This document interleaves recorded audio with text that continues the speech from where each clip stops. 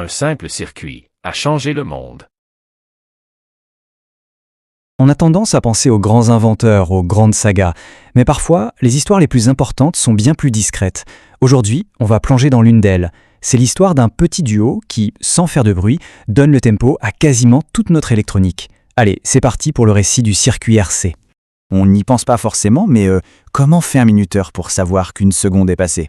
Ou cette petite lumière qui clignote toujours au même rythme? Comment c'est possible? Il n'y a pas de petite horloge mécanique là-dedans, non. La clé, c'est quelque chose de beaucoup plus élégant. Une sorte de danse, un ballet où on remplit puis on vide de l'énergie. En fait, le principe de base est hyper simple. Vraiment, imaginez un seau. On ouvre un petit robinet et on le laisse se remplir. On peut prédire combien de temps ça va prendre, pas vrai? Et pour le vider, c'est pareil. Eh bien, l'électronique fait exactement la même chose. Sauf qu'à la place de l'eau, elle utilise de l'énergie. C'est tout. Toute notre histoire, elle tourne autour de ce cycle. Remplir, vider, remplir, vider. Alors, pour cette histoire, il nous faut bien sûr des personnages principaux.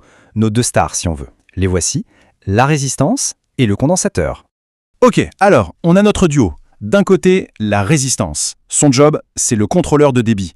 Imaginez un tuyau, la résistance, c'est la partie qui se resserre pour ralentir l'eau. Elle freine le courant électrique. C'est la fameuse loi d'Ohm qui décrit ça. Et de l'autre côté, on a le condensateur. Lui, c'est le réservoir d'énergie. Il ne fait pas que laisser passer le courant, non, il le stocke, il l'emmagasine. C'est comme une toute petite batterie qui se charge. Donc pour résumer, l'un contrôle la vitesse et l'autre accumule. Bon, les présentations sont faites. Passons à l'action. On va voir ce qui se passe quand on branche nos deux composants à une source d'énergie. C'est le début de notre voyage, l'étape de la charge.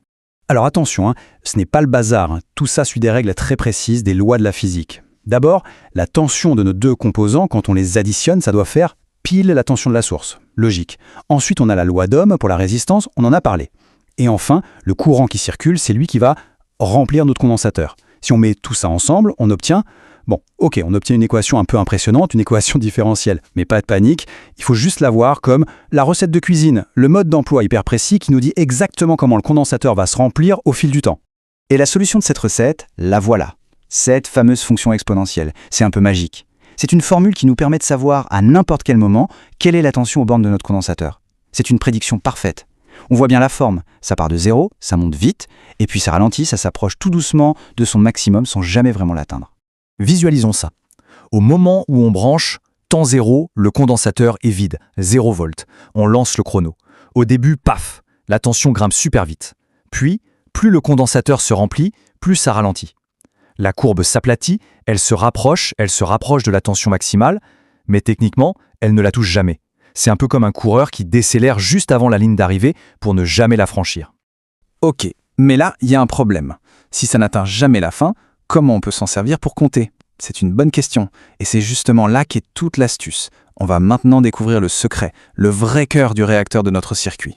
Ce secret, c'est ce qu'on appelle la constante de temps. On la note avec la lettre grecque τ. Et sa formule, elle est d'une simplicité déconcertante, c'est juste R fois C. La valeur de la résistance multipliée par celle du condensateur.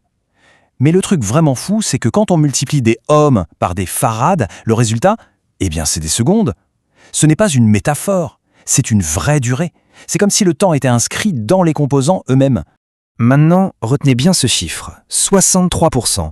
Ça a l'air de rien comme ça, mais c'est la clé de tout. Alors, ce 63%, c'est quoi? Eh bien, la constante de temps, τ, ce n'est pas le temps total pour charger le condensateur, non. C'est le temps qu'il faut pour qu'il atteigne 63% de sa charge maximale. Et ça, c'est un repère fiable. C'est un point de passage obligatoire. C'est l'empreinte digitale du circuit. Si on veut un temps plus long, on augmente R ou C. Si on veut un temps plus court, on les diminue. On peut régler le tempo. Voilà pour la charge. Notre réservoir est plein. Mais l'histoire ne s'arrête pas là.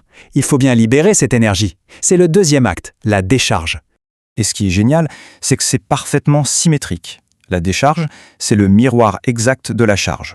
Si on regarde l'équation, on voit qu'il y a un seul truc qui change. Il n'y a plus la source d'énergie, plus de pile. Le E est devenu un 0. Le circuit est tout seul et il n'a qu'une envie, retourner à son état de repos, c'est-à-dire 0 volt. Logiquement, la solution est elle aussi une exponentielle. Mais cette fois-ci, elle va vers le bas. C'est une courbe de décroissance qui part du maximum et qui tend vers 0. Le retour à la maison est aussi prévisible et aussi parfait que l'aller. Et notre chère constante de temps, τ, Elle est toujours là, bien sûr. Pendant la décharge, au bout d'une durée taux, le condensateur a perdu 63% de sa tension, ce qui veut dire qu'il n'en reste que 37%. C'est toujours le même repère, la même signature. Le rythme du circuit ne change pas, que ce soit à la montée ou à la descente. Ok, donc on a notre cycle complet, charge, décharge, le tout rythmé par cette fameuse constante de temps. Mais au final, à quoi ça sert tout ça? Pourquoi est-ce que c'est si important? Le but de tout ça, c'est l'énergie. L'énergie stockée dans le condensateur. Et cette énergie, on peut la calculer, elle est bien réelle et prête à servir. Si on la libère d'un seul coup, hop, on a un flash d'appareil photo. Si on la libère doucement, on peut maintenir une information dans une mémoire. Et surtout, le fait que la tension atteigne un certain niveau peut servir de signal de départ, le go pour une minuterie par exemple. Alors, pour résumer, on a la résistance qui contrôle le débit, le condensateur qui stocke l'énergie, leur mariage, R fois C, ça nous donne la constante de temps, taux. C'est le tempo du circuit.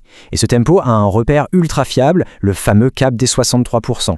C'est grâce à cette prévisibilité qu'un circuit aussi simple devient une brique essentielle pour tout ce qui est minuterie, horloge et temporisation dans le monde électronique. Alors maintenant, ouvrez l'œil et tendez l'oreille.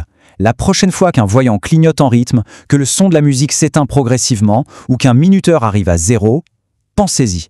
Derrière tout ça, il y a de fortes chances qu'il y ait le petit cœur d'un circuit RC qui bat la mesure.